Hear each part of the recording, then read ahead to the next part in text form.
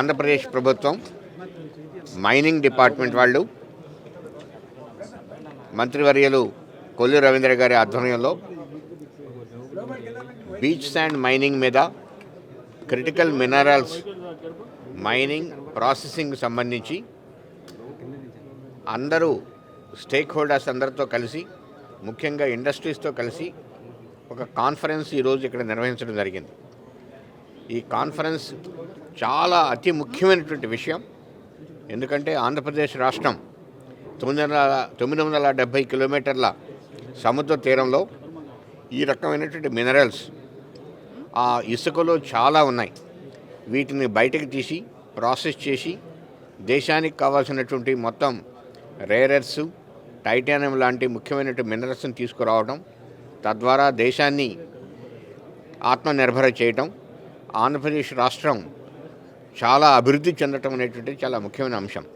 ఆంధ్రప్రదేశ్ రాష్ట్ర ప్రభుత్వం గౌరవ ముఖ్యమంత్రి వర్యులు నారా చంద్రబాబు నాయుడు గారికి ఆలోచనలకు తగిన విధంగా ఈరోజు ఆంధ్రప్రదేశ్ రాష్ట్రంలో ఉన్నటువంటి మైనింగ్ సెక్టార్ని కొత్త పుంతలు తీసుకోవాలనేది గౌరవ ముఖ్యమంత్రి గారి యొక్క ఆలోచన. అందులో భాగంగా ఏదైతే రేర్ ఎర్త్ మినరల్స్కి సంబంధించి బీచ్ శాండ్స్ మీద ఈరోజు వర్క్షాప్ ఇక్కడ విజయవాడలో కండక్ట్ చేయడం జరిగింది. ఈ కార్యక్రమానికి ముఖ్య అతిథిగా గౌరవనీయులు డిఆర్డిఏ ఎక్స్ చైర్మన్ గారు సతీష్ రెడ్డి గారు, అలాగే principal secretary mining Mukesh Kumar Meena garu, అదేవిధంగా ఎండి ఏపీఎండిసి ప్రవీణ్ గారు, దాదాపు దేశం మొత్తం నుంచి కూడా అనేక మంది ఈ కార్యక్రమంలో పాల్గొనడం జరిగింది. సైంటిస్టులు కానీ ఏదో ఫ్యూచర్ ఇండస్ట్రియలిస్ట్ కానీ అందరూ కూడా రావడం జరిగింది. చాలా డీటెయిల్డ్గా ఈ వర్క్షాప్ని నిర్వహించబోతా ఉన్నాం.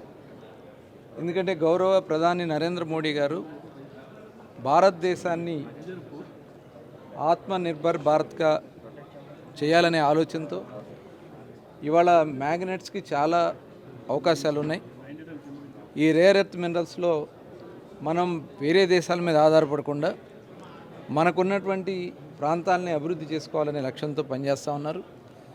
దానికి ఆంధ్రప్రదేశ్ రాష్ట్రంలో ఉన్నటువంటి తీర ప్రాంతం దాదాపు 970 కిలోమీటర్ల తీర ప్రాంతంలో బీచ్ అండ్ మినరల్స్కి చాలా అవకాశాలు ఉన్నాయి. దాని మీద దగ్గర ఒక 16 బ్లాక్స్ని ఐడెంటిఫై చేయడం జరిగింది.